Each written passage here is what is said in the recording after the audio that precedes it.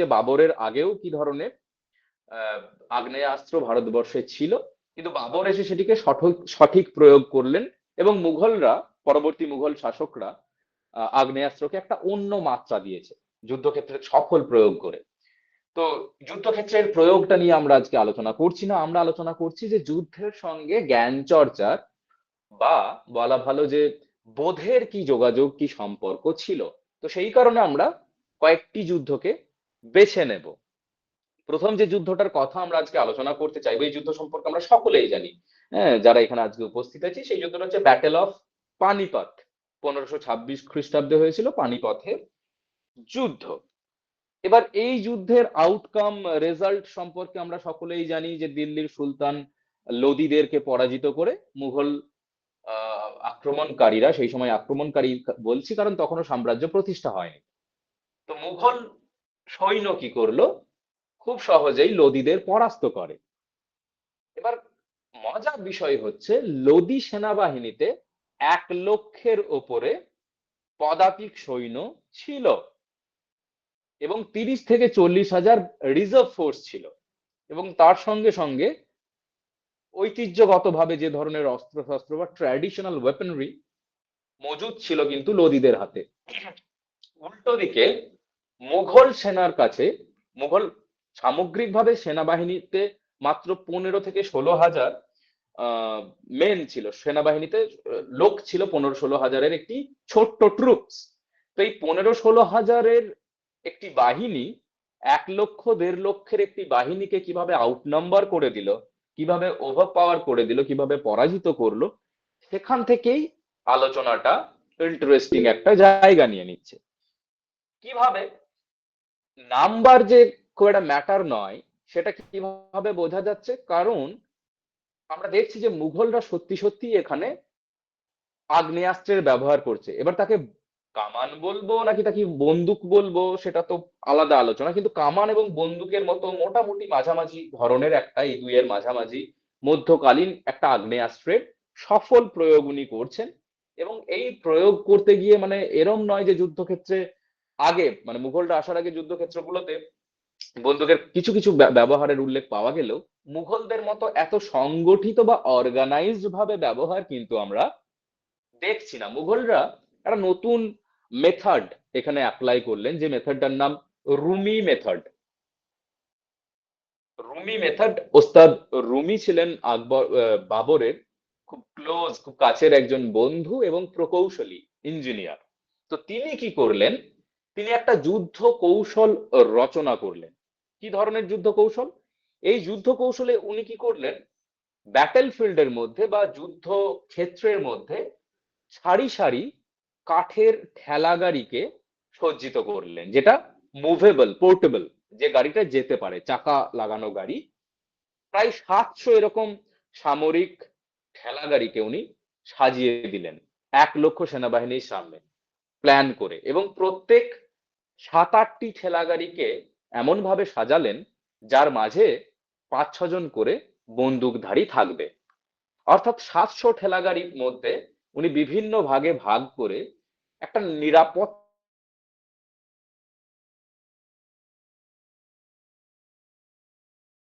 হবে। মনে রাখতে হবে আমাদের, আমরা যে সময়ের কথা বলছি সেই সময়ের বন্দুকগুলি কিন্তু আজকের মতো বন্দুক নয়, যেরকম বন্দুক আমরা সিনেমাতে দেখি বা বিভিন্ন মিউজিয়ামে গেলে দেখি। মিউজিয়ামের বন্দুকগুলিও কিন্তু প্রথম দিককার মুঘল আমলের বন্দুক নয়, সেগুলো বেশিরভাগই সপ্তদশ, অষ্টদশ, ঊনবিংশ শতকের বন্দুক। তো মধ্যযুগের একদম শুরুর দিকে, মানে মুঘল যুগের একদম শুরুর দিকের যে বন্দুক, সেই বন্দুকগুলি ছিল অত্যন্ত ভারী, এবং সেগুলো একবার শর্ট করার, গুলি চালানোর পরে সেটা রিফিল করতে প্রচন্ড সময় লাগতো। তো এই সময়ের মধ্যে একবার গুলি চালানোর পর দ্বিতীয় গুলিটাকে লোড করার যে সময়টা লাগবে, 30 সেকেন্ডের, 40 সেকেন্ডের বা তার থেকেও কিছুটা বেশি, সেই সময়ের মধ্যে শত্রুপক্ষের বা লোদি বাহিনীর একজন তীরন্দাজ খুব সহজেই কিন্তু এদেরকে শেষ করে দিতে পারবে। যিনি বন্দুক চালাচ্ছেন তিনি রিফিল করার সময়টিতেই মারা যাবেন।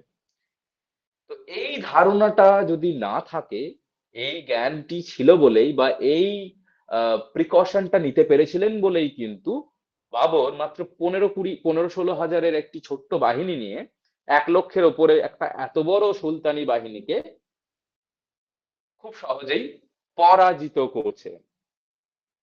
তো কাজেই বোঝা যাচ্ছে যে জ্ঞানের প্রয়োজনীয়তাটা কোথায়, বা যাকে বলে হোমওয়ার্ক, রিসার্চ, তার প্রয়োজনীয়তাটা কোথায়। মানে কারোর হাতে যদি আজকে একটা বন্দুক ধরিয়ে দেওয়া হয় সমস্ত রকম আইন মেনে, এমনটা নয় যে সে বন্দুকটা চালাতে পারবে, সম্ভব নয়। তার জন্য একটা নির্দিষ্ট ট্রেনিং, ড্রিলিং এর যেমন প্রয়োজন, সেই প্রয়োজনীয়তাটা যুদ্ধক্ষেত্রে আরো বেশি, কারণ এটা 1 to 1 হচ্ছে না।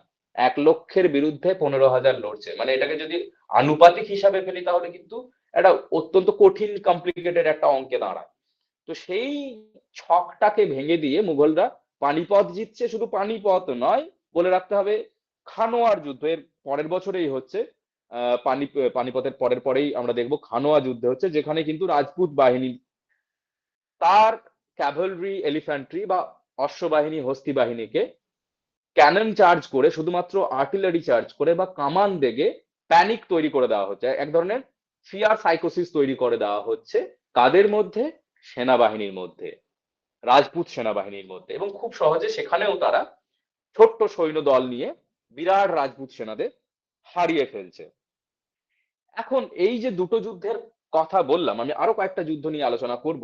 এই দুটো যুদ্ধেই আমরা কি দেখতে পাচ্ছি, যে তুলনামূলকভাবে, ডিসপাইট অফ নিউমেরিক্যাল ইনফেরিয়রিটি, সংখ্যা তত্ত্বের বিচারে কম থাকা সত্ত্বেও, মুঘল বাহিনী শুধুমাত্র সঠিক পদ্ধতি মেনে, যুদ্ধ কৌশলের প্রয়োগ করে এবং যুদ্ধাস্ত্রকে সঠিকভাবে ব্যবহার করে পরপর দুখানা যুদ্ধ জিতে যাচ্ছেন, তাও হোম গ্রাউন্ডে নয়। আইপিএল এ আমাদের ম্যাচ দেখি, হোম ম্যাচ, অ্যাওয়ে ম্যাচ।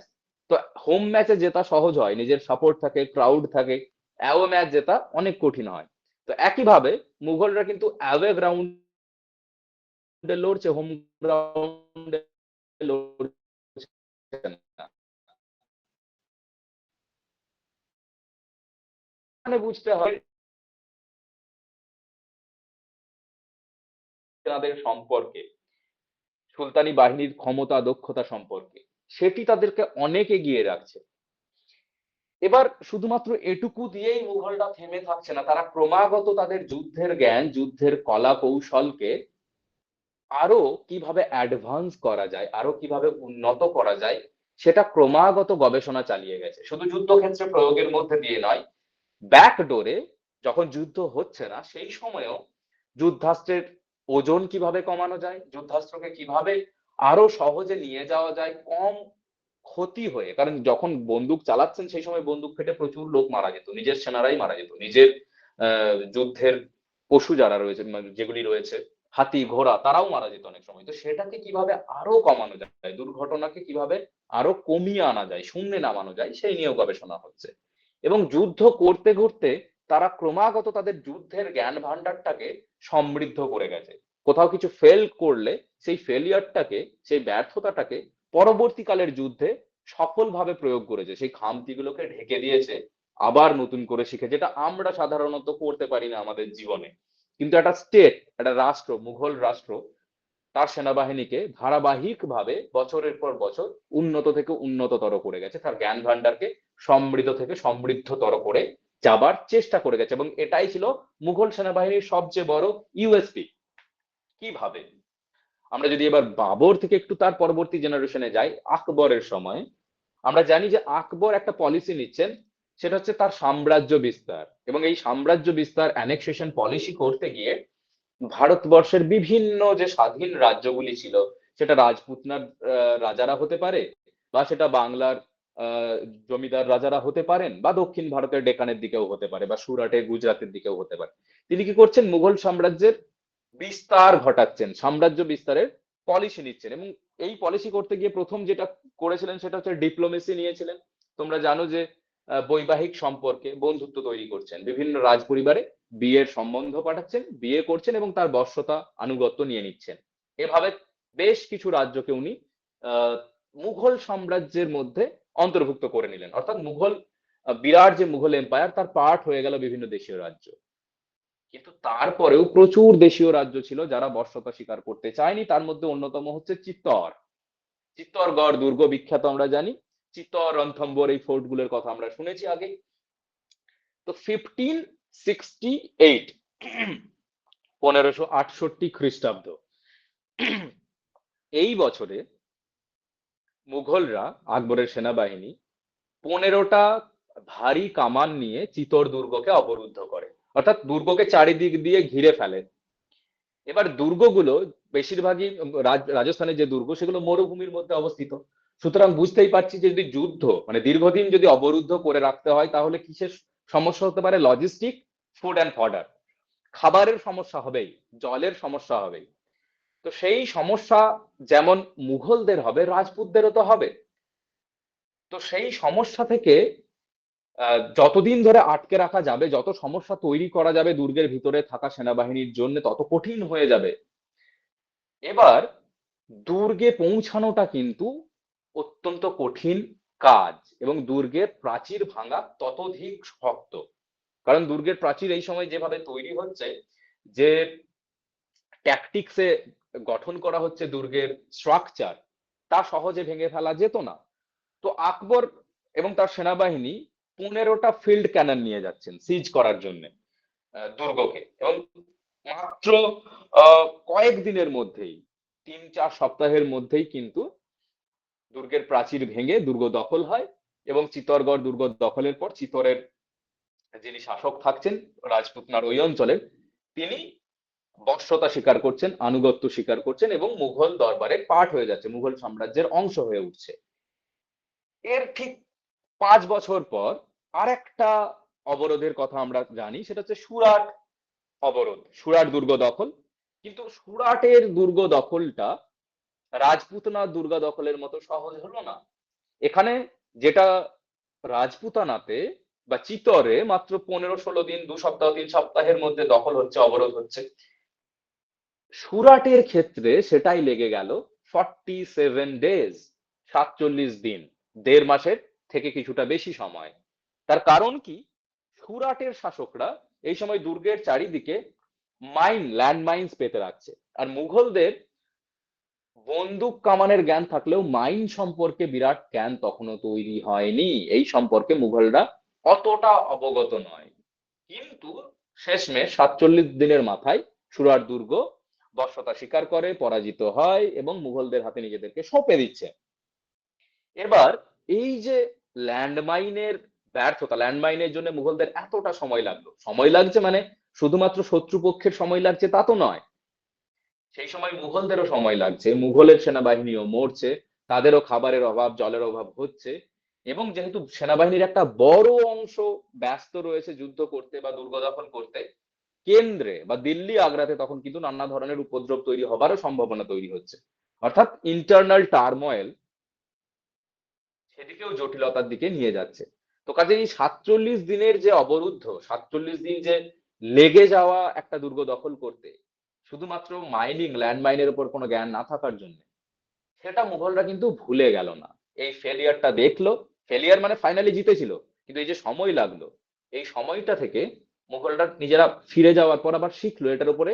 সেখানে দীর্ঘদিন ধরে যারা প্রকৌশলী রয়েছেন, যুদ্ধের কারিগর যাই রয়েছেন, যুদ্ধাস্ত্র নির্মাণের লোকজন রয়েছেন, তারা এটা নিয়ে ভাবতে শুরু করলেন, গবেষণা করতে শুরু করলেন। তার ফল হচ্ছে আরো দুটো অভিযান, 1596 খ্রিস্টাব্দের দাক্ষিণাত্য অভিযান এবং 1600 খ্রিস্টাব্দে আহমদনগর দখল। আহমদনগর দখল করতে 124 দিন লেগেছিল। কিন্তু আহমদনগর সুরাটের থেকে অনেক বেশি শক্তিশালী। কিন্তু এক্ষেত্রে আমরা কি দেখবো, একটা খুব ইন্টারেস্টিং জিনিস আমাদের চোখে পড়ে, সেটা হচ্ছে আহমদনগরে এই মুঘলরাই, যে মুঘলরা ল্যান্ডমাইন সম্পর্কে কিচ্ছু জানতো না সুরাটের সময়, within 30 years, less than 30 years, 30 বছরের থেকেও কম সময়ের মধ্যে তারা ল্যান্ডমাইনকে এমন রপ্ত করে ফেললো যে আহমদনগরের দুর্গ, আহমেদনগর দখলের সময় তারা মাইনিং এর ব্যাপক প্রয়োগ করলো এবং সফলভাবে আহমেদনগর দখল করলো, এবং ডেকানের একটা বড় অঞ্চল মুঘলদের আওতায় চলে এলো। তাহলে আমরা বুঝতে পারছি যে ধারাবাহিক ভাবে মুঘলরা কিভাবে নিজেদেরকে অ্যাডভান্স করে যাচ্ছে। তাদের জ্ঞান কিন্তু কুক্ষিগত নয়, তারা জ্ঞানকে ক্রমাগত বাড়িয়ে যাচ্ছে, এবং নতুন লোকদের ডাকা হচ্ছে শুধুমাত্র ভারতবর্ষের বিভিন্ন প্রান্ত থেকে নয়, সেন্ট্রাল এশিয়া থেকে, ইসলামিক অন্যান্য পার্ট থেকেও ইঞ্জিনিয়ারদের ডাকা হচ্ছে, অন্যান্য বিজ্ঞানীদের ইনভাইট করা হচ্ছে, যেমন সিরাজি, আমরা একজনের নাম জানি যিনি আসবেন এবং আকবরের সময়ে প্রচুর ধরনের এক্সপেরিমেন্ট করবে। তো যাই হোক, এই যে মুঘল সাম্রাজ্য বিস্তার ঘটলো, সেই বিস্তারে রাজপুতরা, সবচেয়ে বড় দেশীয় রাজ্য যাদের ক্ষতি হলো সেটা হচ্ছে রাজপুতদের। এবার রাজপুতদের বীরত্ব নিয়ে অজস্র গাথা তৈরি হয়েছে, কিংবদন্তি তৈরি হয়েছে, গান লেখা হয়েছে, এমনকি বাংলাতে উপন্যাস লেখা হয়েছে রাজপুতদের প্রশংসা করতে গিয়ে। সত্যি রাজপুতরা অসাধারণ যোদ্ধা জাতি, সে নিয়ে কোনো দ্বিমত নেই। তো রাজপুতরা কিন্তু পর পর পর পর বশ্যতা স্বীকার করছে, হয় ভয়ে, না হলে যুদ্ধে হেরে, না হলে বন্ধুত্ব করে বৈবাহিক সম্পর্ক স্থাপন করে আকবরের আমলে। কিন্তু মজার বিষয় হচ্ছে রাজপুতরা তারপরেও বন্দুক বা আধুনিক, আধুনিক কথাটা ঠিক এখানে যাবে না, উন্নত যে অস্ত্র শস্ত্র রয়েছে, আগ্নেয়াস্ত্র, সে সম্পর্কে মুঘল আমলের এক প্রথম দিকে কোনো ধারণা ছিল না।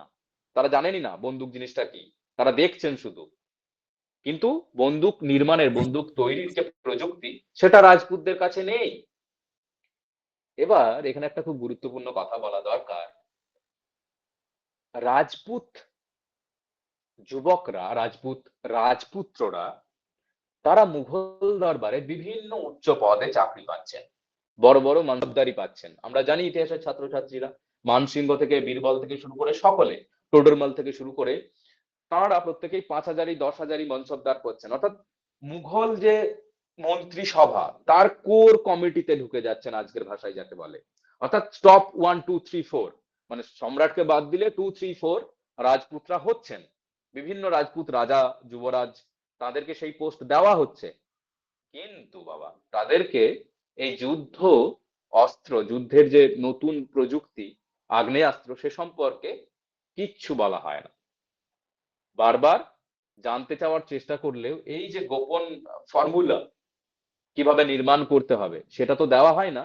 আর পারমিশন তো দূরের কথা, যে তুমি আমি একটা গান পাউডার ফ্যাক্টরি বা একটা গান ফ্যাক্টরি তৈরি করব রাজস্থানে ফিরে গিয়ে, সেই পারমিশন তো দূরের কথা, ওদেরকে কিছু বলাই হচ্ছে না। ফলে আমরা দেখব যে 1580-র দশকের পরেও রাজপুতরা কিন্তু এই আধুনিক অস্ত্রশস্ত্রের যে জ্ঞান প্রত্যক্ষভাবে পাচ্ছেন না। 1580-র দশকের শেষের হাফে একটা ইন্টারেস্টিং ডেভেলপমেন্ট হচ্ছে। কোথায়? মানসিংহ, যার নাম আমরা শুনেছি, প্রত্যেকেই শুনেছি, যারা সাহিত্য পড়েছি, যারা ইতিহাস পড়েছি। তো এই মানসিংহকে আকবর পাঠালেন কাবুলে, আজকের আফগানিস্তান, সেই সময় তো ভারতীয় সাম্রাজ্যের অংশ, মুঘল সাম্রাজ্যের অংশ। কাবুলে পাঠালেন সুবেদার করে, অর্থাৎ মোটামুটি ভাবে বলতে পারো আজকের পরিভাষায় গভর্নর পোস্ট দিয়ে পাঠালেন। এবং গভর্নর মানে তখন কিন্তু কোনো প্রধানমন্ত্রী মুখ্যমন্ত্রী ধরনের পোস্ট নেই, গভর্নরই সবকিছু। তো তিনি কাবুলের সুবেদার হয়ে সেখানকার রাজস্ব আদায়ের অধিকার, সেখানের সমস্ত সামরিক সিদ্ধান্তের অধিকারও পেলেন। অর্থাৎ অর্থনৈতিক রাজনৈতিক সিদ্ধান্ত নেওয়ার পাশাপাশি তিনি সামরিক সিদ্ধান্ত নেবার ক্ষমতাও পেলেন। এবং সেখানে প্রায় তিনি 5-6 বছর ছিলেন সুবেদার হিসাবে। এবং সেখান থেকে নিজে প্রত্যক্ষভাবে এই বিভিন্ন অভিযানগুলি উনি দেখলেন, অস্ত্রশস্ত্র সম্পর্কে সরাসরি জ্ঞান লাভ করলেন। পরে যখন আবার দিল্লি থেকে, কাবুল থেকে দিল্লি আগ্রা ফিরে এলেন, এবং সেখানে থাকাকালীন যখন আবার রাজপুতানা উনি গেলেন নিজের বাড়িতে, নিজের রাজ্যে, সেখানে গিয়ে তিনি একটা আগ্নেয়াস্ত্রের কারখানা তৈরি করলেন। এবং পরবর্তীকালে আমরা দেখবো যে সেখানে জয়গড় ফোর্ট বলে একটা ফোর্ট আছে, জয়গড় ফোর্ট দুর্গ, সেই দুর্গে বন্দুক কারখানা তৈরি হচ্ছে। তাহলে বুঝতে পারছো জ্ঞান কত গুরুত্বপূর্ণ যুদ্ধ জেতার জন্য। এই রাজপুত যারা এত বন্ধু, এত পারিবারিক সখ্য, তাদেরকেও কিন্তু যুদ্ধের জ্ঞান, যুদ্ধাস্ত্রের জ্ঞান দেওয়া হচ্ছে না দীর্ঘদিন পর্যন্ত। অর্থাৎ জ্ঞানকে মুঘলরা নিজেদের কাছে কোডিফাই করে রাখছে। আচ্ছা, তো এ তো গেল মুঘল রাজপুত জ্ঞান এবং যুদ্ধের আদান প্রদান। এবার যদি একটু বাংলার কথা না বলি, বাংলা ভাষা ইতিহাস চর্চা হচ্ছে, তাহলে বোধহয় খুব একটা দ্বিচারিতা হয়।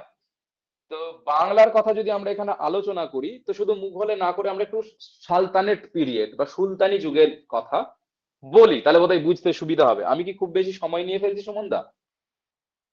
সময় আছে তো আমার কাছে কিছুটা? হ্যাঁ হ্যাঁ, তুমি কন্টিনিউ করো। ওকে ওকে। তো সুলতানি আমল, বিশেষ করে চতুর্দশ শতকের প্রথম হাফ যেটা, অর্থাৎ 1320, 25, 30, এই পর্যায়টা অত্যন্ত তাৎপর্যপূর্ণ ভারতীয় রাজনৈতিক ইতিহাস, সামরিক ইতিহাসের ক্ষেত্রে। যারা ইতিহাসের ছাত্রছাত্রী তারা জানে যে এই সময়টাতে দিল্লিতে কারা শাসক ছিলেন? তুঘলকরা, তাই তো?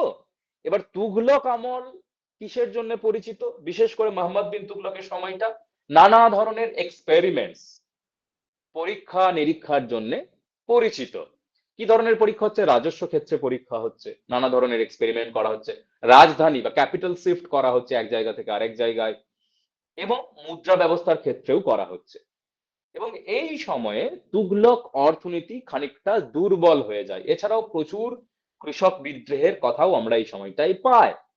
ফলে কি হচ্ছে, যখন কেন্দ্র দুর্বল থাকবে তখন কি হবে, পেরিফেরিতে, অর্থাৎ কেন্দ্রে যদি শাসক শক্তিশালী না হয়, তাহলে আঞ্চলিক ক্ষেত্রগুলিতে, প্রান্তিক অঞ্চলে বিদ্রোহ দেখা দেবে।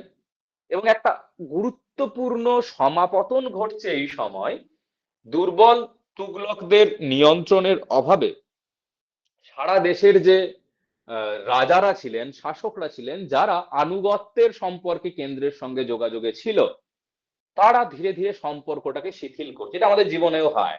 কন্ট্রোল যখনই বেরিয়ে যায়, পারিবারিক কন্ট্রোল, মানে একটা পরিবারকে ধরেও যদি ভাবো, পরিবারের অভিভাবক যদি দুর্বল হয়ে পড়েন, তাহলে বাকি মেম্বার্সরা ধীরে ধীরে বাড়ি থেকে বেরিয়ে নিউক্লিয়ার ফ্যামিলি তৈরি করতে শুরু করে, শহরে চলে যায়, সে স্বাধীনতা ঘোষণা করে, ইত্যাদি ইত্যাদি। তো এক্ষেত্রেও আমরা দেখবো বিভিন্ন দেশে, বিভিন্ন দেশীয় রাজ্য, আঞ্চলিক রাজ্য, তারা স্বাধীন হয়ে যাচ্ছে। এবং বিজয়নগর, বাহামনি, হম জনপুর, বেঙ্গল, বিভিন্ন জায়গায় সুলতানরা, রাজারা স্বাধীনতা ঘোষণা করছেন, অর্থাৎ আমরা সার্বভৌম শাসক আর দিল্লির সুলতানকে মানি না। তো বাংলাতেও এই সময় আমরা দেখব যে ইলিয়াস শাহী বংশ শাসন করছে। এবার ইলিয়াস শাহীদের সঙ্গে তুঘলকদের, বিশেষ করে ফিরোজ শাহ তুঘলকের পরপর কয়েকটি যুদ্ধ হয়, কারণ বাংলা সুলতানরা দিল্লি মানতে চাইছে না। অন্যদিকে দিল্লি, বাংলার উপরে একটা বিরাট নজর, বাংলার উপরে দিল্লির নজর বোধহয় চিরকালই ছিল। আমি এখনকার কথা জানি না, আমি মধ্যযুগের ইতিহাসের ছাত্র, তাই মধ্যযুগ নিয়ে কথা বলতে চাই।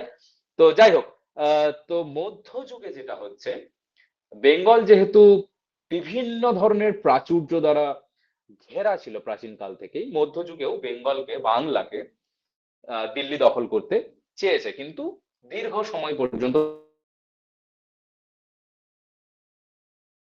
দখল করা, অর্থাৎ যাকে দখল, কিন্তু ইন্টেলেকচুয়ালি হয়তো যায় না। তো যাই হোক, এই বেঙ্গল সালতানেট, বাংলার সুলতানদের সময়ে তুগলকদের সঙ্গে যে যুদ্ধ, সেই যুদ্ধের একটা গুরুত্বপূর্ণ সামরিক প্রযুক্তি এবং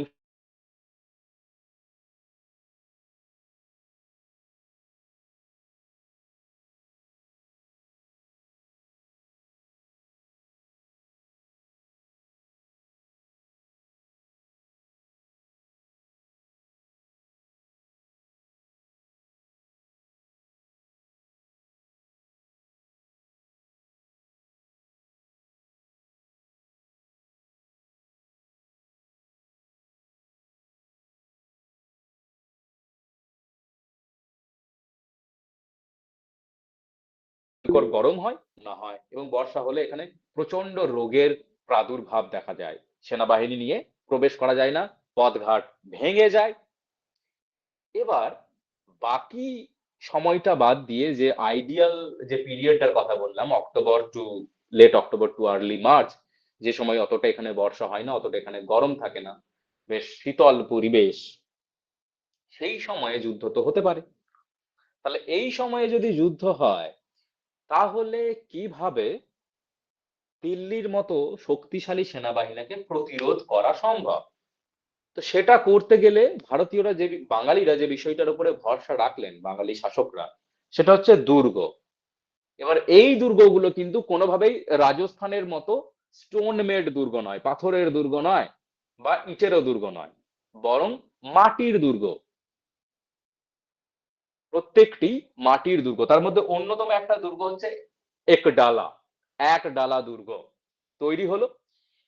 এবং এই একডালা দুর্গে ফিরোজ শাহ তুগলক আক্রমণ করছেন এবং আক্রমণ করে দুর্গকে দখল করার চেষ্টা করে ব্যর্থ হচ্ছেন। কিভাবে ব্যর্থ হচ্ছেন? এবং মাটির দুর্গ, মনে হতেই পারে যে মাটির দুর্গ কি এমন শক্তিশালী।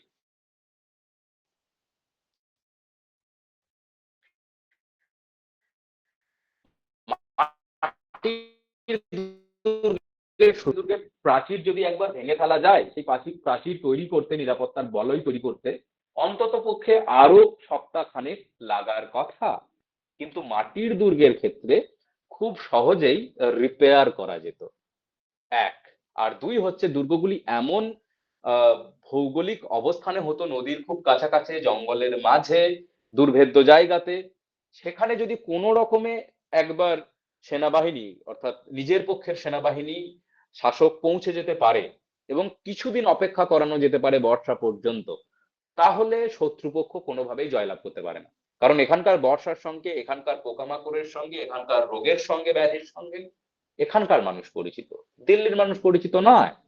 তো এখানে হোম গ্রাউন্ডের অ্যাডভান্টেজ, তার সঙ্গে সঙ্গে বুদ্ধিমত্তার সঠিক প্রয়োগ এবং যুদ্ধের সঙ্গে এনভায়রনমেন্টাল একটা যে নলেজ, পরিবেশগত যে বিদ্যা, সেই দুটোর সংমিশ্রণের ফলে আমরা দেখবো দুর্গ নির্মাণেও এরা মাটিকে গুরুত্ব দিচ্ছে। আর একটা ইন্টারেস্টিং ঘটনা হচ্ছে, মুঘল অ্যানেক্সেশনের সময় এই মাটির দুর্গগুলো খুব গুরুত্বপূর্ণ ভূমিকা পালন করছে।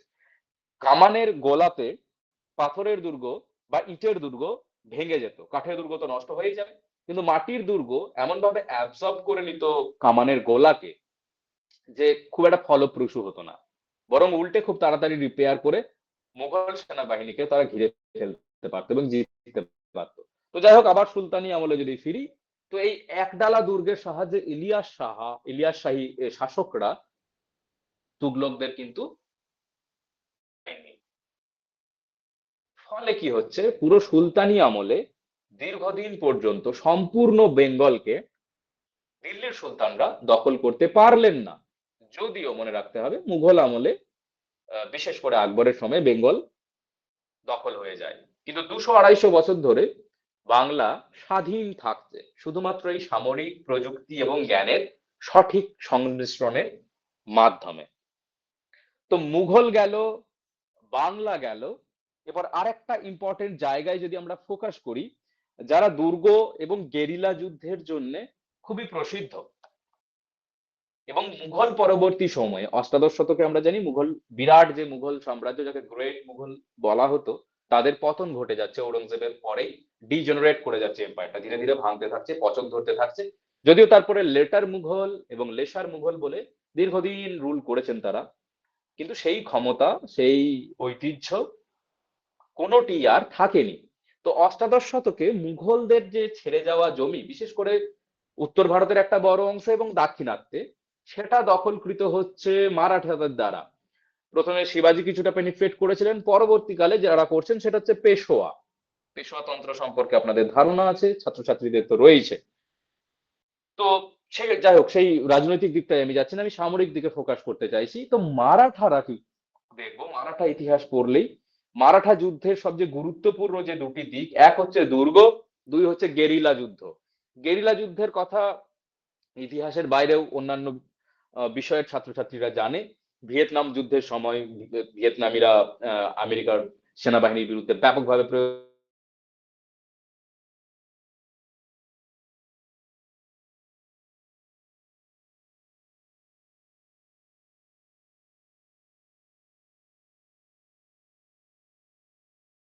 ওয়ার, বাংলাদেশ লিবারেশন ওয়ার, বাংলাদেশের মুক্তিযুদ্ধেও গেরিলা ট্যাকটিক ইউজ করা হয়েছিল, কিন্তু এটাতে যারা মাস্টার করেছিল, খুবই এটাকে একদম ক্লাসিক একটা টুলস হিসেবে, ক্লাসিক একটা স্টাইল অফ ওয়ারফেয়ার হিসেবে তৈরি করেছিল তাদের মারাঠারা।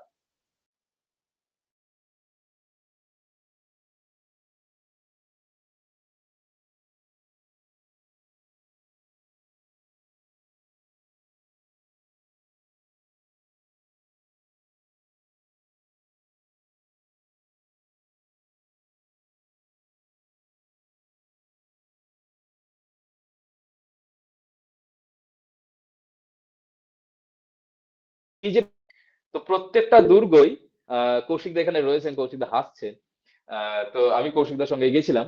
তো এই মারাঠা দুর্গগুলি প্রত্যেকটা ভীষণ হাই অল্টিটিউডে অবস্থান করছে। যেমন রায়গড় দুর্গ, বা আমরা বলতে পারি লোহাগড় দুর্গ, সিংহাগড় দুর্গ, জিঞ্জি দুর্গ। এই দুর্গগুলো এমন উঁচুতে অবস্থিত। এমনিতেই আমরা জানি দাক্ষিণাত্য বা ডেকানের ল্যান্ডস্কেপটা অত্যন্ত হিলি ট্র্যাকের মধ্যে।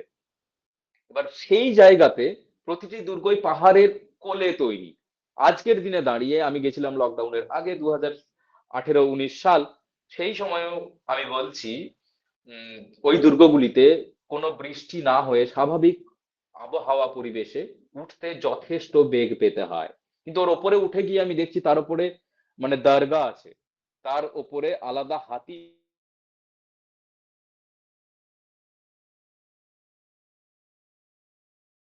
জায়গা আছে, পাহাড়ের অনেক উঁচুতে এই দুর্গ। তো সেই দুর্গকে দখল করা কিন্তু ভারতীয় অন্যান্য যে শক্তিগুলি রয়েছে মারাঠাদের বিপক্ষে, তাদের পক্ষে তো সহজ হয়নি। ইংরেজদের, ইউরোপীয়দেরও কিন্তু বিরাট বেগ পেতে হয়েছে। এবার মজার বিষয় হচ্ছে, এই দুর্গগুলি কি শুধুমাত্র এইরকম পরিবেশ দেখেই তৈরি করা হলো কারণ ওদের ওখানে অপশন নেই বলে, নাকি এর সঙ্গে প্রাচীন কোনো যুদ্ধ কৌশল, সামরিক জ্ঞানের যোগসূত্র রয়েছে? অবশ্যই রয়েছে। আমরা জানি শিবাজি, তিনি কিন্তু বেশ কিছু ভক্তি সাধকের অত্যন্ত ঘনিষ্ঠ ছিলেন, রামদাস তার মধ্যে একজন। ওনার যারা গুরু ছিলেন তারা প্রত্যেকেই কিন্তু সংস্কৃত পণ্ডিত। এবং আমরা যদি মনে রাখি, আলোচনা শুরু করেছিলাম অর্থশাস্ত্র দিয়ে, অর্থশাস্ত্রে বিভিন্ন ধরনের দুর্গের কথা বলা হচ্ছে, জলদুর্গ, বনদুর্গ, হ্যাঁ, গিরিদুর্গ, অর্থাৎ ভৌগোলিক অবস্থান অনুযায়ী দুর্গ তৈরি এবং তার প্রয়োগ যুদ্ধক্ষেত্রে তাকে ঢাল হিসাবে ব্যবহার। তো মারাঠারা তথাকথিত দেশীয় রাজ্য যেগুলি, তাদের থেকে অনেক অ্যাডভান্স ছিল দুর্গ নির্মাণের ক্ষেত্রে। এবং এর ফলে যেটা হচ্ছে, পুরো অষ্টাদশ শতক জুড়ে দুর্গ একটা অপ্রতিরোধ্য প্রতিষ্ঠানই শুধু নয়, অপ্রতিরোধ্য কোনো সংস্থা বা আহ স্থাপত্য শুধু নয়, বরং এটা একটা বিরাট সিম্বল তৈরি হচ্ছে, পাওয়ার, প্রেস্টিজের সিম্বল। অষ্টাদশ শতকের শেষের দিকে এসে ধীরে ধীরে সবারই সময় অনুযায়ী ক্ষমতা শেষ হয়, কারণ সেখানে অনেকগুলো শত্রুপক্ষ উঠে আসছে, যারা আরো নতুন টুলস টেকনিক্স নিয়ে আসছেন। মারাঠারাও শেষের দিকে পারিবারিক অন্তর্দ্বন্দ্ব, অন্তর্কলহে তাদের শক্তি কমে আসছে, কিন্তু অন্তত 50-60 বছর ধরে তারা ব্যাপকভাবে দেশি এবং বিদেশি শক্তিকে পরাস্ত করেছে। আমি যদি নৌযুদ্ধের কথা বলি, বাজিরাও একাই পর্তুগিজদের কিন্তু পর পর বেসিন, সলসেট সহ একাধিক যুদ্ধে হারিয়েছেন। অথচ মারাঠাদের কাছে সেই অর্থে উন্নত আগ্নেয়াস্ত্র ছিল না, শুধুমাত্র যুদ্ধের জ্ঞান, কৌশলের সঠিক প্রয়োগ এবং ক্ষিপ্রতা দিয়ে। এবার আমি আলোচনার একদম শেষের দিকে চলে এসেছি। আমি মুঘল আলোচনা করেছি, বেঙ্গল আলোচনা করেছি, মারাঠাও আলোচনা করেছি। আমি দেখানোর চেষ্টা করছি, বোঝার চেষ্টা করছি যে জ্ঞানের সঙ্গে, পরিবেশগত জ্ঞানের সঙ্গে বা ঐতিহ্যগত যে সামরিক শাস্ত্র, তার সঙ্গে পরিস্থিতি অনুযায়ী নিজেকে মানিয়ে নিয়ে, সাজিয়ে নিয়ে কিভাবে যুদ্ধে সাফল্য পাওয়া যায় সেটা বুঝতে। তো এখন আর একটি দেশীয় রাজ্যের কথা এবং দেশীয় শাসকের কথা বলে আমি আলোচনাটাকে ক্রমশ শেষ করব, কারণ আমার কাছে হয়তো আর খুব একটা সময় নেই, শেষের দিকে এসে গেছি। তো এই অষ্টাদশ শতক, আমি পলাশী যুদ্ধের কথা বলেছি, আমি অ্যাংলো মারাঠা যুদ্ধের কথা শুরুতে বলেছি। এবার অ্যাংলো মাইশোর বা ইঙ্গো মহীশূর যুদ্ধ খুব গুরুত্বপূর্ণ, তাৎপর্যপূর্ণ ভারতের ইতিহাসে। কারণ মহীশূরের যারা শাসক ছিলেন, টিপু সুলতান এবং তার বাবা হায়দার আলী, তারাই একমাত্র ভারতীয় যারা ইংরেজদের ইউরোপীয় সমরাস্ত্রে চ্যালেঞ্জ করেছিল। অর্থাৎ তারা সমরাস্ত্রের জন্য পিছিয়ে পড়েনি যুদ্ধে, বরং সমরাস্ত্রকে আরো কিভাবে আধুনিক করা যায়, আরো কিভাবে উন্নত করা যায়, সেজন্য ইংরেজদের প্রতিপক্ষ ফরাসিদেরকে বিভিন্ন পদে চাকরি দিচ্ছেন। এবং এটি সাফল্যের সঙ্গে করছেন টিপু সুলতান এবং হায়দার দুজনেই। টিপু সুলতান কি করছেন, বন্দুক এবং অন্যান্য আগ্নেয়াস্ত্রের গবেষণা এবং উৎপাদনের জন্য একাধিক কারখানা তৈরি করছেন এবং একটা প্রজেক্ট লঞ্চ করছেন তারামণ্ডল নামে। এবং ব্যাঙ্গালোর, দিন্ডিগুল, বেদানুর, মাইশোরের অন্যান্য বিভিন্ন অঞ্চলে একাধিক বন্দুক, গোলা বারুদের কারখানা উনি তৈরি করছেন। নিজের প্রকৌশলী, নিজের রাজ্যের সাধারণ কর্মচারীরা তো ছিলই, কিন্তু একাধিক ফরাসি বা ফ্রেঞ্চ ইঞ্জিনিয়ার, সায়েন্টিস্ট, তাদেরকে উনি চাকরিতে রাখছেন এবং এখান থেকে আধুনিক আগ্নেয়াস্ত্র ইংরেজদের সঙ্গে পাল্লা দেবার জন্য তৈরি করছেন, যেটা মুঘল সাম্রাজ্যের শেষের দিকে হচ্ছে না। বাবরের পর আকবর, আওরঙ্গজেব পর্যন্ত বারবার অ্যাডভান্সমেন্টের দিকে মুঘলরা গেছে, কিন্তু পরবর্তীকালে তারা আর এটাকে অ্যাডভান্স করতে পারেনি। রাজপুতদের সামরিক প্রযুক্তি মুঘলদের কাছ থেকে ধার করা, তারা নতুন কিছু করতে পারেনি। মারাঠারাও ডিপেন্ড করতো পর্তুগিজদের ওপর, অথবা মুঘলদের কাছ থেকে সেকেন্ড হ্যান্ড গানস কিনতো তারা। বেঙ্গলে নবাব যারা ছিল তারা তো মুঘলদেরই অন্তর্ভুক্ত। ফলে দেশীয় রাজারা কেউই কিন্তু ইনোভেশন, এক্সপেরিমেন্টস ফায়ার আর্মসের সঙ্গে বা যুদ্ধাস্ত্রের সঙ্গে করেননি। ফলে জ্ঞান চর্চা, সামরিক জ্ঞান চর্চাটাও কিন্তু আর বৃদ্ধি পায়নি। সেটা একমাত্র ব্যতিক্রম যদি আমরা কাউকে বলতে পারি, সেটা টিপু সুলতান হায়দার আলী। টিপু এই তারামণ্ডল প্রজেক্টের মাধ্যমে একাধিক গান ফ্যাক্টরি তৈরি করে সেখান থেকে যে বন্দুকগুলি তৈরি করছেন, ম্যাচলক গান, অ্যাডভান্স গান শুধু তৈরি করছেন না, রকেট তৈরি করছেন। এবং রকেট বলে রাখি, প্রাচীন ভারতে যে বাণের কথা আমরা শুনি, মহাকাব্যিক পৌরাণিক যে যুদ্ধে বাণের ব্যবহার, সেইটাকে রেফারেন্সে আমরা যদি রাখি, আমি বলছি না তারই কোনো রিপিট ভার্সন তৈরি হচ্ছে, কিন্তু এটা টিপু সুলতানের মস্তিষ্ক প্রসূত নতুন কিছু নয়। এই ধারণাটা, বাণের ধারণা ভারতবর্ষে ছিল, কিন্তু সেটাকে বাস্তবিক রূপদান টিপুর মাধ্যমে হচ্ছে মাইশোরে। এবং এই রকেট এতটাই উন্নত ছিল যে এই রকেট নিয়ে, রকেটের কেস কালেক্ট করে ইস্ট ইন্ডিয়া কোম্পানির অফিসাররা লন্ডনে পাঠাচ্ছে দেখার জন্য যেটা কি করে এত অ্যাডভান্স। এবং সেখান থেকে ইউরোপে কিন্তু পরবর্তীকালে যে কংগ্রেভ রকেট তৈরি হবে, সেই রকেটের আসল ইন্সপিরেশন কিন্তু টিপু রকেট। তো ফলে আমরা বুঝতে পারছি যে একজন শাসক, তিনি সমরাস্ত্র নিয়ে পরীক্ষা নিরীক্ষা না করে বা ইনোভেশনে না গিয়ে তিনি সফল হতে পারবেন না। তাহলে প্রশ্ন হচ্ছে, টিপু কি সত্যিই বিরাট সাকসেসফুল ছিলেন? অন্তত কিছুটা তো ছিলেনই, কারণ চারখানা অ্যাংলো মহীশূর ওয়ারে, চারখানা ইঙ্গো মহীশূর যুদ্ধে অন্তত পক্ষে 30-40 খানা যুদ্ধের উল্লেখ পায়, লড়াইয়ের উল্লেখ পায়। সেই প্রত্যেকটি লড়াইয়েই টিপুর কিন্তু হারের রেকর্ড খুব একটা নেই। তবে ফোর্থ যে যুদ্ধ, চতুর্থ যে ইঙ্গো মহীশূর যুদ্ধ, সেই যুদ্ধে 1799 খ্রিস্টাব্দে টিপুকে হত্যা করা হয়। এর পিছনে একটা কনস্পিরেসিও আছে, কিভাবে ডিপ্লোমেসি ইউজ করে যুদ্ধাস্ত্রকে হারাচ্ছে। এবং ডিপ্লোমেসিও কিন্তু বা কূটনীতিও কিন্তু সামরিক জ্ঞানের অঙ্গ। তো এটাকে আমরা বলতে পারি যে এসপায়োনেজ ফেলিয়ার। এটা কিন্তু কালেকটিভ এসপায়োনেজ ফেলিয়ার। টিপু ইনোভেশনের দিকে যাচ্ছে, প্রযুক্তির, সমরাস্ত্রের, কিন্তু স্পাই এসপায়োনেজ সিস্টেমটাকে বা গোয়েন্দা বিভাগকে যদি আরো উন্নত করতেন, কারণ সেটিও জ্ঞানের অঙ্গ, কূটনীতিও কিন্তু জ্ঞানের অঙ্গ, তাই বলে ছাত্রছাত্রীরা কূটনীতি করুন নিজেদের মধ্যে। আহ তো কূটনীতির মাধ্যমে প্রযুক্তিকে আটকে দেওয়া যাচ্ছে, টিপু সুলতান হেরে যাচ্ছেন। এবং তারপর থেকে 1799 টিপুর মৃত্যুর পর থেকে সামগ্রিকভাবে ভারতবর্ষের ক্ষেত্রটি, ভারতবর্ষের আর্থিক, সামাজিক, রাজনৈতিক এবং সব সার্বিকভাবে ভারতীয়দের হাত থেকে ইস্ট ইন্ডিয়া কোম্পানির হাতে চলে যাচ্ছে শাসন ক্ষমতাটি। তো এই সামগ্রিক আলোচনা থেকে আমরা এক কথায় যদি বুঝতে চাই, তাহলে হচ্ছে যার হাতে যখন জ্ঞান চর্চার বা বলতে পারি তুলনামূলকভাবে উন্নত জ্ঞান চর্চার চাবুকটি রইলো, কারণ জ্ঞান চর্চাও কিন্তু এক ধরনের শাসনের যন্ত্র, শোষণের যন্ত্র। যে যত জ্ঞান নিজের কাছে রাখতে পারবে নিজের হাতে, সে তত বেশি কর্তৃত্ব কায়েম করতে পারবে অন্যের ওপর। এবং সেটা কিন্তু অন্ততপক্ষে মধ্যযুগে এবং প্রাক আধুনিক যুগে সফলভাবে আমরা দেখতে পাচ্ছি। এবার নলেজ ইজ পাওয়ার না পাওয়ার নয়, জ্ঞান শক্তির না শক্তি জ্ঞান, এই তর্কের মধ্যে আমি যাচ্ছি না।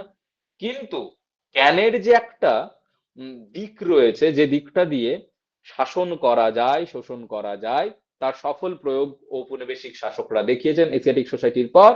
মুঘলরা দেখিয়েছে সুলতানদের এগেনস্টে, বেঙ্গল দেখিয়েছে দিল্লি সুলতানদের এগেনস্টে, এবং মারাঠারাও পুরো অষ্টাদশ শতকে নিজেদের কর্তৃত্ব তৈরি করে দেখিয়ে দিয়েছে যে জ্ঞান যুদ্ধকেও নিয়ন্ত্রণ করতে পারে।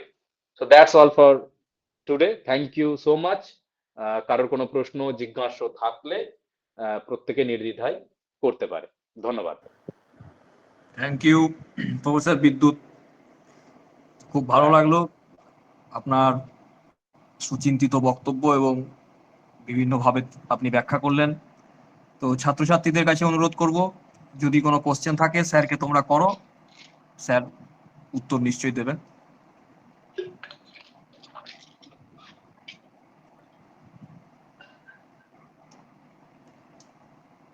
কারো কোনো কোশ্চেন আছে?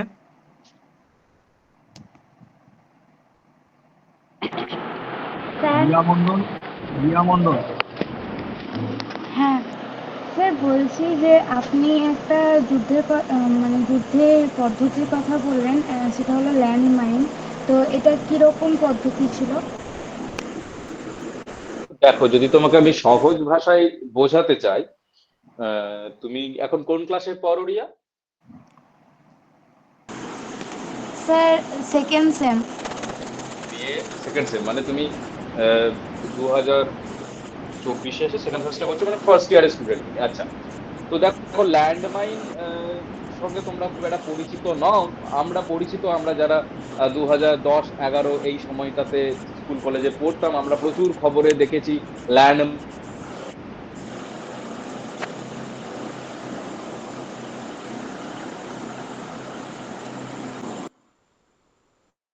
ভাষায় বোঝানোর চেষ্টা করবো, যেটা মাটিতে পুঁতে রাখা যায়। এবং তাতে অসুবিধে হচ্ছে, সেটার জন্য কোনো আলাদা করে আগুন বা আলাদা করে কোনো ট্রিগারের প্রয়োজন হয় না সেটা বিস্ফোরিত হতে।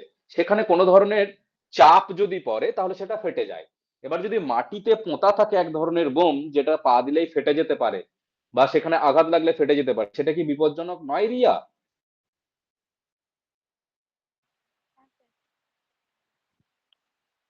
হ্যাঁ, আশা করি তোমার একটা ধারণা আমি দিতে পারলাম। তো তুমি মোটামুটি ভাবে মনে করো যে মাটিতে পুঁতে রাখা এক ধরনের আহ কি বলবো, অস্ত্র, ঠিক অস্ত্র নয়, বলতে পারো বিস্ফোরক।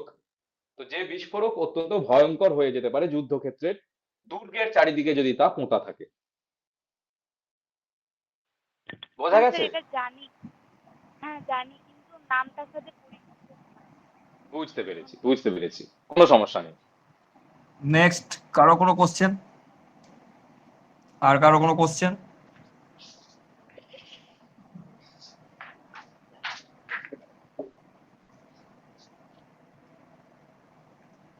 শিক্ষকদের মধ্যে কারো কোনো কোশ্চেন আছে?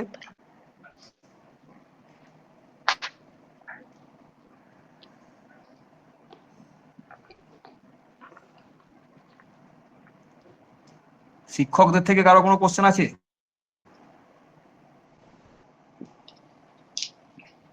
তাহলে আশা করি আর হয়তো কোশ্চেন নেই।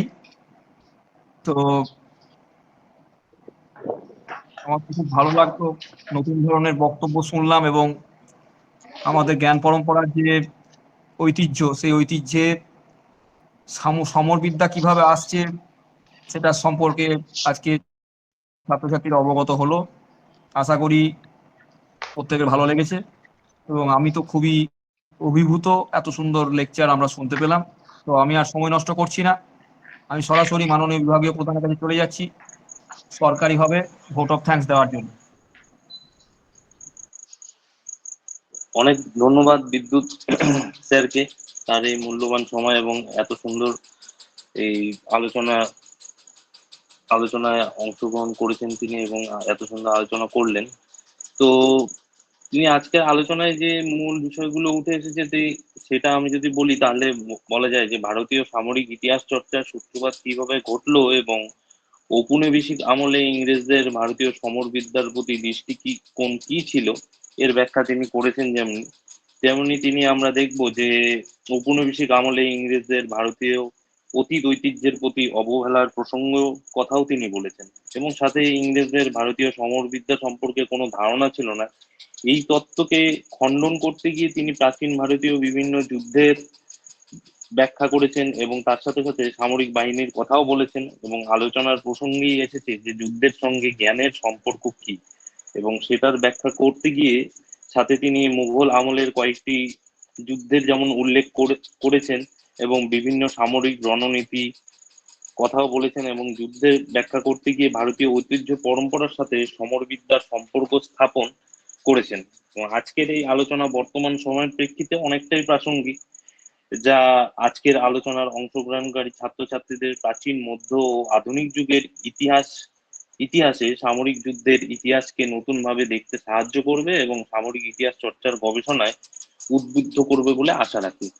এবং ডক্টর বিদ্যুৎ পাতার মহাশয়কে অসংখ্য ধন্যবাদ, তার এই মূল্যবান সময় দিয়ে আমাদের বিভাগকে ও আমাদের ছাত্রছাত্রীদের সমৃদ্ধ করেছেন, এবং ছাত্রছাত্রীদেরও ধন্যবাদ জানাবো যে তারা ধৈর্য ধরে এই আলোচনা শুনেছে, এবং টিআইসি স্যারকেও ধন্যবাদ যে তিনি এরকম একটি আলোচনার আয়োজন করেছেন এবং আলোচনার বিষয় এত সুন্দর একটা তিনি সিলেক্ট করেছেন বলে। ধন্যবাদ। থ্যাংক ইউ মাননীয় বিভাগীয় প্রধান স্যার। বিদ্যুৎ, তোমাকেও ধন্যবাদ, খুব ভালো বক্তব্য লাগলো। তো আশা করি আগামী দিনে তোমাকে বিভাগের সশরীরে আমরা পাবো।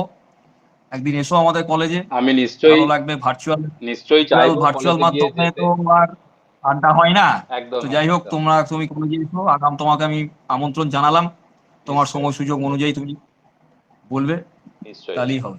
হ্যাঁ, আমি চাইবো যে কলেজে গিয়ে যেন পাওয়ার পয়েন্টে দেখাতে হ্যাঁ, পারি। ফোনে সশরীরে যদি বা হয় তাহলে খুব ল্যাপটপে ভালো দেখাতে হয়। খুব অসুবিধে হয়, তো সেই কারণে আমি তো সশরীরে যেতে ঠিকই চাইবো। ঠিকই আছে, থ্যাংক ইউ। তাহলে আজকে আলোচনা তাহলে শেষ করছি। একদম একদম। শুভরাত্রি সকলকেই। Okay, thank you. Thank you.